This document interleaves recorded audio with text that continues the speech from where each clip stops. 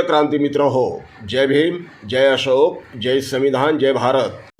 1982 पासून म्हणजे आदरणीय बाळासाहेब आंबेडकर राजकारणामध्ये प्रवेश करत होते तेव्हापासून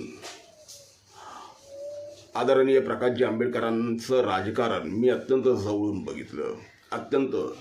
बघितलं.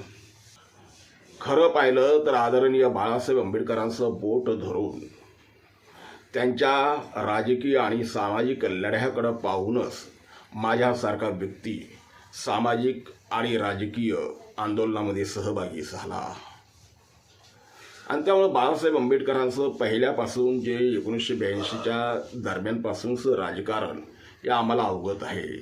बाळासाहेबांची देहबोली अत्यंत आक्रमक, त्याचं ते वक्तृत्व, त्यांची ती भाषणशैली ही जरा प्रचंड अभ्यासू आहेच आहे, त्याबद्दल वाद नाही. कारण ते प्रकांड पंडिताचे, एका महान विद्वानाचे ते नातू आहे, त्या घराण्यातले ते आहे. त्यामुळं बुद्धिमत्ता, ज्ञान हे त्यांना रक्तातच मिळालेले एक वरदान आहे असं मी मानतो. या ठिकाणी त्यांच्या ते रक्तातच आहे. परंतु बाळासाहेब आंबेडकर हे अत्यंत आक्रमक. आतापर्यंत, काल परवापर्यंत प्रत्येक मुद्द्यावरती प्रकाशजी आंबेडकर अत्यंत आक्रमकपणे आपली मतं नोंदवत आलेली आहे. आक्रमक आंदोलन उभं करत आलेले आहे. प्रत्येक गोष्टीमध्ये त्यांचा आक्रमकता आपल्याला दिसून आलेला आहे. परंतु काल त्यांची जी पत्रकार परिषद मी पाहिली ती मनाला हेलावून टाकणारी होती, मनाला खूप वेदना देणारी होती. मला गहिवरून आलेलं होतं. बाळासाहेबांना त्या अवस्थेमध्ये पाहताना खूप थकलेत बाळासाहेब, ज्यांच्या नेतृत्वावर समाजानं मान टाकावी विश्वासानं, असं नेतृत्व प्रकाशजी आंबेडकरांच्या रूपानं काल थकलेला पाहिलं. खूप थकलेत ते. त्यांच्या देहबोलीतून कुठंही आक्रमकता दिसत नव्हती. त्यांची नेहमीची जी आक्रमकता आहे ती लोप पावली होती. वाटत होतं त्यांच्या चेहऱ्याकडे पाहून की कुठं तरी दुखावलेत ते, कुठं तरी काहीतरी त्यांना, काहीतरी कोणत्या तरी गोष्टीची त्यांना खंत आहे, काहीतरी त्यांना भेडसावतंय, काहीतरी त्यांचं मन त्यांना खातंय, मारतंय असं वाटत होतं. कोणती तरी एक अनामिक चिंता त्यांच्या चेहऱ्यावर दिसून येत होती.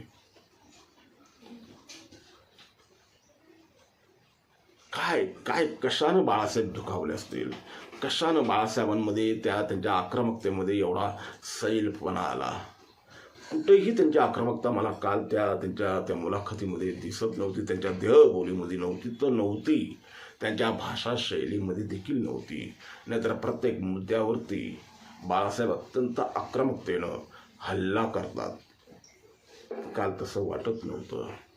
बाळासाहेब बोलत होते, त्यांच्या मुद्द्यांमध्ये ती पहिल्यासारखी धार होती, त्याबद्दल वाद नाही. परंतु जी आक्रमकता त्यांच्या देहबोलीत पाहिजे होती, त्यांच्या बोलण्यातून पाहिजे होती, तशी आक्रमकता दिसत नव्हती. बाळासाहेब थकलेले वाटत होते. वयाच्या हिशोबानं म्हणा, वयाच्या मानानं म्हणा, बाळासाहेब थकलेले वाटत होते.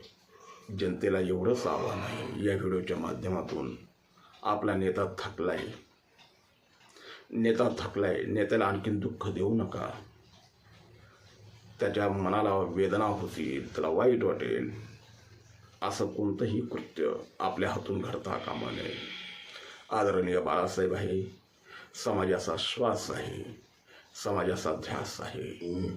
या नेत्याला जपा,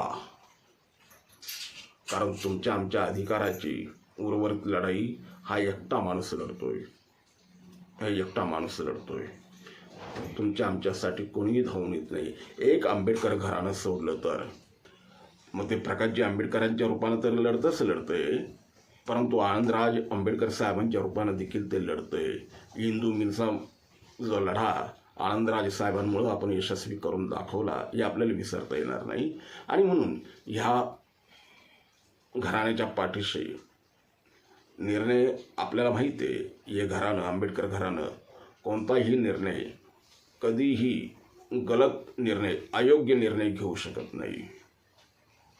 जे निर्णय घेतील ते आपल्यासाठी, आपल्या समाजासाठी योग्य तेच राहतील, दूरगामी परिणाम करणारे असतील, तुमच्या आमच्या भवितव्यासाठी, तुमच्या आमच्या भविष्यासाठी त्यांनी घेतलेले ते निर्णय असणार याबद्दल आमच्या मनात, आपल्या मनात आणि तुम्हा सर्वांच्या मनात खात्री आहे. आंबेडकर घराणं कधीही समाजाबरोबर प्रतारणा करणार नाही. समाजाला तो एकमेव आशेचा किरण आहे. आंबेडकर घराणे एकमेव आशाचं किरण आहे.